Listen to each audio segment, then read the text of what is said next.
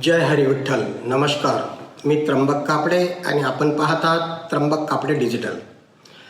आषाढी एकादशी म्हणजे महाराष्ट्राच्या श्रद्धेचा, भक्तीचा आणि समतेचा सर्वात मोठा उत्सव मानला जातो.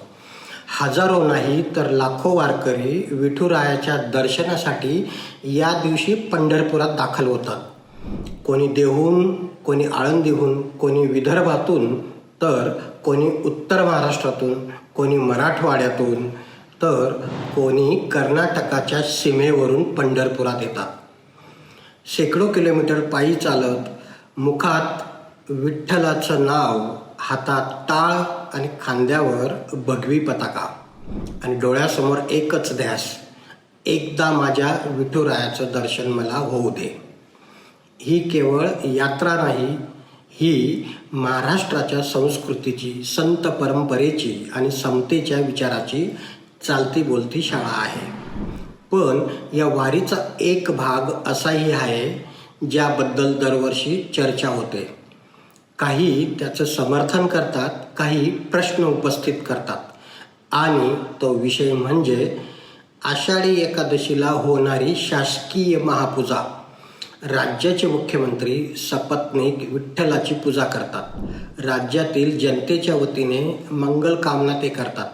विठ्ठलाला साकडे घालतात. राज्यात ही परंपरा गेल्या अनेक वर्षांपासून सुरू आहे.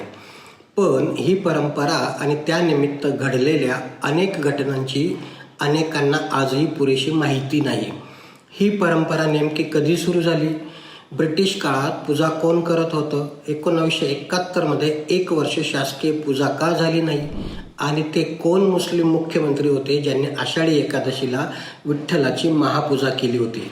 आणि सर्वात महत्त्वाचं म्हणजे आजच्या काळात महापूजा, सुरक्षा व्यवस्था आणि VIP दर्शन यामध्ये सामान्य वारकरी कुठे उभा आहे? आजच्या व्हिडिओत या सर्व प्रश्नांची उत्तरे शोधण्याचा आपण प्रयत्न करणार आहोत. त्यामुळे व्हिडिओ शेवटपर्यंत नक्की पहा. आवडला तर लाईक, शेअर आणि सबस्क्राईब करायला विसरू नका. आज आपण कोणाच्याही बाजूने किंवा विरोधात बोलणार नाही. आपण फक्त इतिहास समजून घेणार आहोत, परंपरेचा अर्थ जाणून घेणार आहोत आणि शेवटी शासन प्रशासनाला एक प्रश्न विचारणार आहोत. शासकीय महापूजेच्या परंपरेत वारकऱ्याची सोय आणखी चांगली करता येईल का? आपल्यापैकी अनेकांना असं वाटतं राज्याचे मुख्यमंत्री विठ्ठलाची महापूजा करतात, ही परंपरा फार जुनी असावी. पण प्रत्यक्षात तसं काहीही नाही. ब्रिटिश राजवटीत आषाढी एकादशीच्या दिवशी शासकीय पूजेचा मान स्थानिक सरकारी अधिकाऱ्यांना दिला जात होता. त्या काळात जिल्हाधिकारी किंवा प्रांताधिकारी मंदिरात जाऊन शासनाच्या वतीने पूजा करत होते. इतकंच नाही तर ब्रिटिश सरकारकडून या कार्यक्रमासाठी आर्थिक अनुदानही दिलं जात होतं. यावरून एक गोष्ट लक्षात येते, राज्यकर्ते बदलले, सत्ता बदलली, पण विठ्ठलाच्या महापूजेची शासकीय परंपरा मात्र तशीच सुरू राहिली. यानंतर संयुक्त महाराष्ट्राची स्थापना झाली आणि महाराष्ट्र राज्य अस्तित्वात आलं. त्यानंतर या पूजेची जबाबदारी राज्य सरकारकडे आपसूक आली. त्या काळात मुख्यमंत्री नाही तर महसूल मंत्री किंवा इतर वरिष्ठ मंत्री शासकीय पूजेसाठी पंढरपुरात येऊ लागले होते. म्हणजे काय? आज आपण पाहतो की प्रत्येक वर्षी मुख्यमंत्रीच पूजा करतात. अशी व्यवस्था किंवा परंपरा तेव्हा नव्हती. पण याच ठिकाणी इतिहास एक वेगळं वळण घेतो.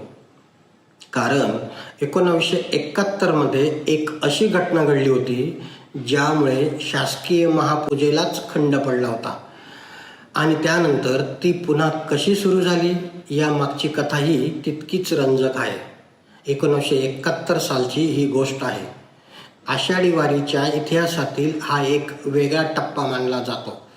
त्या वर्षी काही समाजवादी नेत्यांनी एक प्रश्न उपस्थित केला होता. धर्म आणि शासन यांची सरमिसळ व्हायला नको, सरकारने धार्मिक पूजेत सहभागी व्हायला नको अशी मागणी त्यावेळी करण्यात आली होती.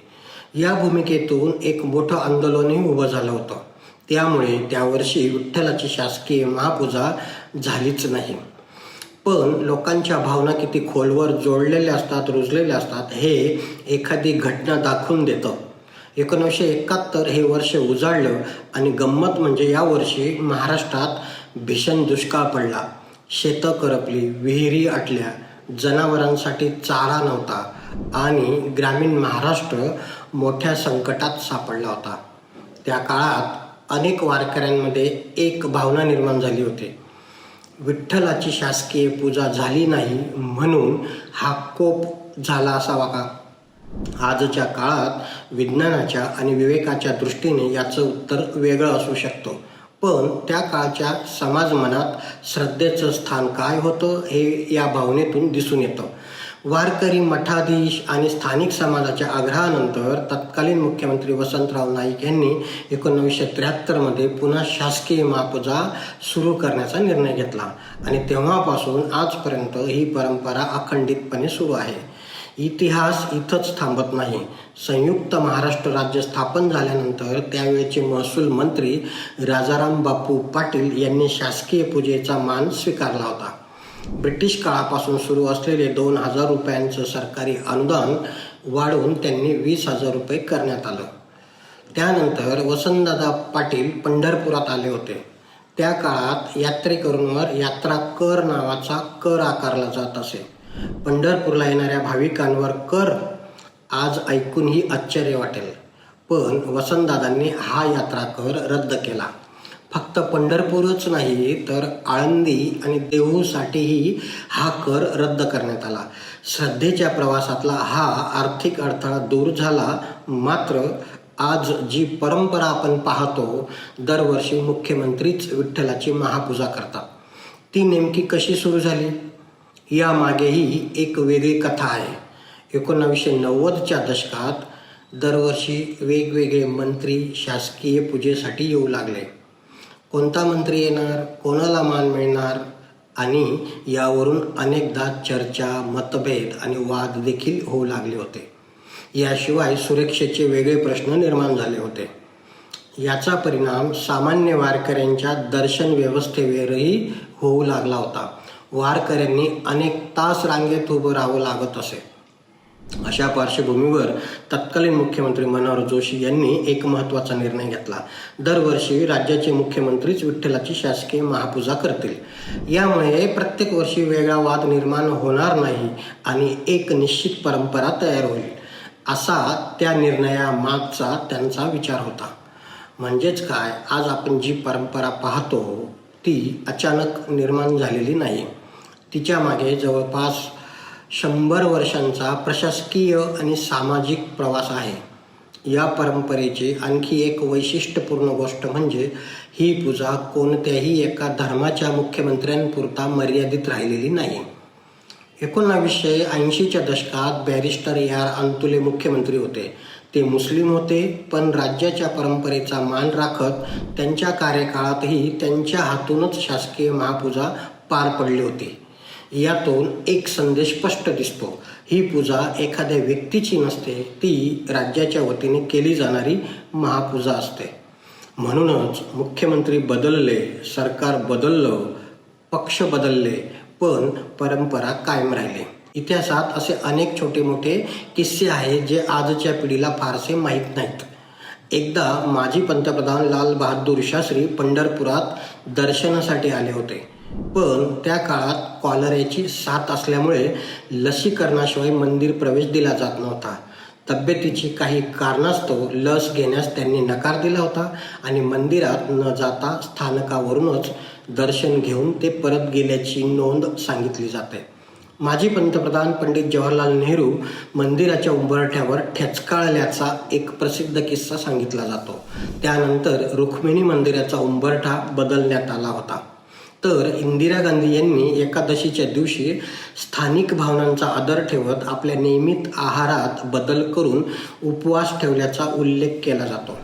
या कथांची इतिहासात अधिकृत कागदपत्रे नसली तरी पंढरपूरच्या लोकस्मृतीचा भाग म्हणून आजही त्या कथा सांगितल्या जातात. इतिहास जाणून घेतल्यानंतर आता आपण वर्तमानाकडे वळूया, कारण आजचा सर्वात मोठा प्रश्न इतिहासाचा नाही तर व्यवस्थेचा आहे. इतिहास समजून घेतला, परंपरेचा प्रवासही आपण पाहिला. आता आजचा प्रश्नही तेवढाच महत्त्वाचा आहे. सर्वप्रथम एक गोष्ट पुन्हा सांगतो.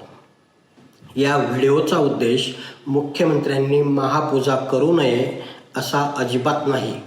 कारण ही परंपरा एका व्यक्तीची नाही, ती महाराष्ट्र राज्याची परंपरा आहे.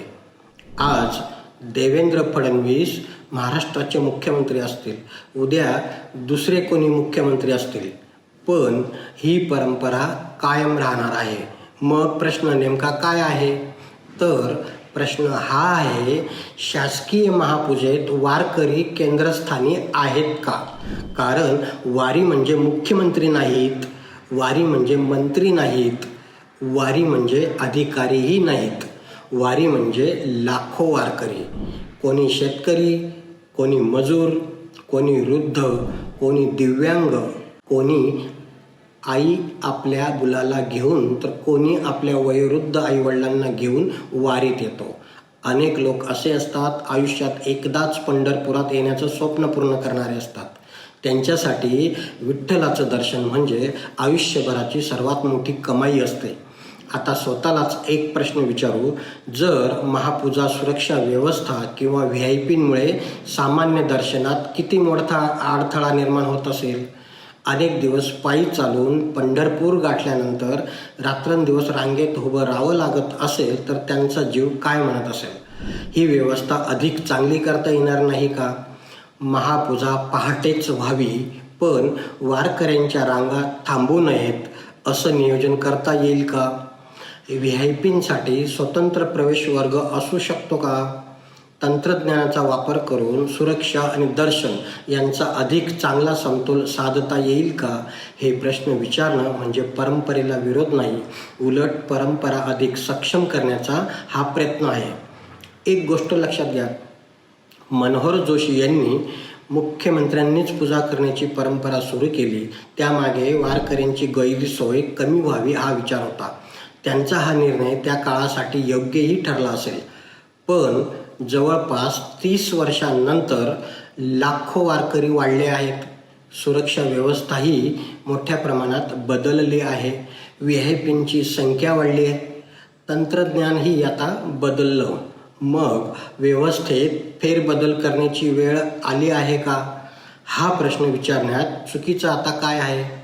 संत ज्ञानेश्वरांनी, संत तुकारामांनी, संत नामदेवांनी, संत चोखामेळांनी आपल्याला एक शिकवलं आहे, विठ्ठलाच्या दारी कोणताही भेद नाही.